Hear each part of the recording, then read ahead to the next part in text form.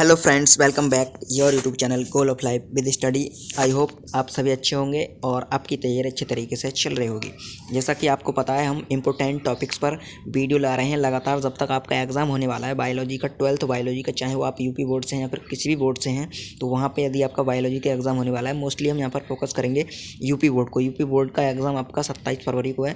तो जब तक हम जो इंपॉर्टेंट टॉपिक्स या फिर पॉइंट हैं बायोलॉजी के, क्वेश्चन हैं, उन पर वीडियो लाते रहेंगे जो आपके एग्ज़ाम के लिए महत्वपूर्ण है, यहाँ पर बहुत ही महत्वपूर्ण है, जहाँ से क्वेश्चन हर बार पूछे जाते हैं। तो इसी प्रकार आज का हमारा टॉपिक है, जैसे कि आपने थंबनेल में देख ही लिया होगा।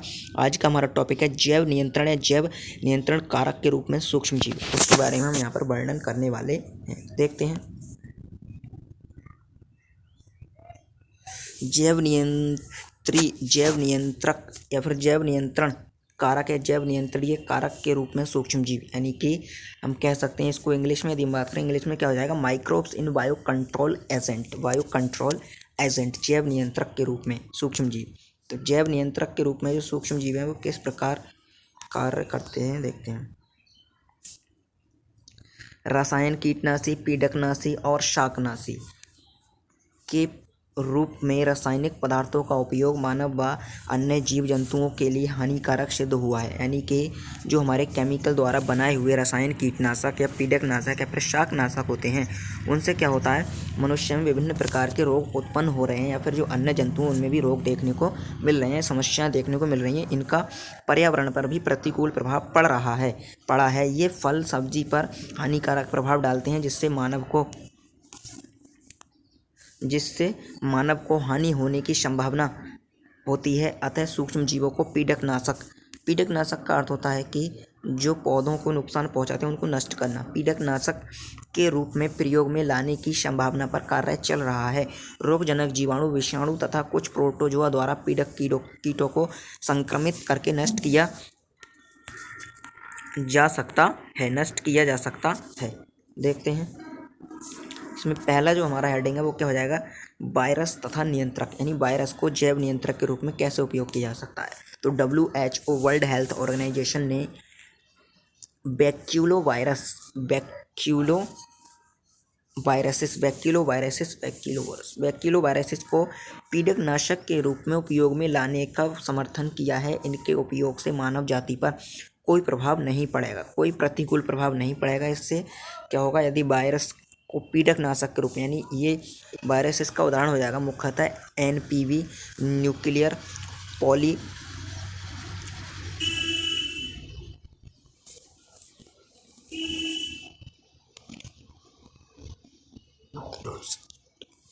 Polyhedrosis virus. अगला है हमारा बैक्टीरिया तथा पीड़क नियंत्रण। स्पोर उत्पन्न करने वाले कुछ बैसिलाई को भी कीट पीड़क रूप में उपयोग किया जा सकता है। उदाहरण के लिए डाइपेल, बायोट्रॉल और थ्यूरिसाइड आदि इन विष को पाउडर के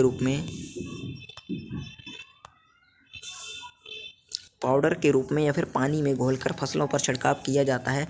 फसल के पीड़क विषाक्त पौधों को खाकर जीवाणु मर जाते हैं। यानी कि जैसे कि हम उदाहरण के लिए समझिए, कोई पौधा है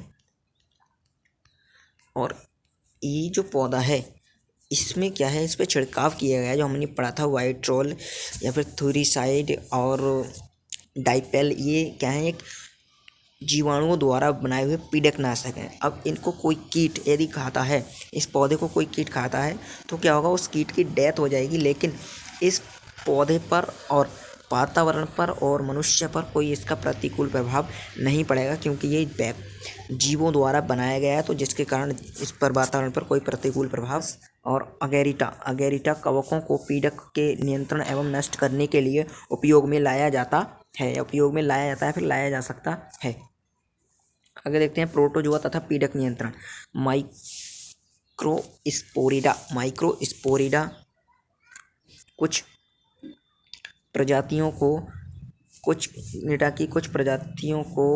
पीड़क कीट नियंत्रण के रूप में उपयोग में लाया जाता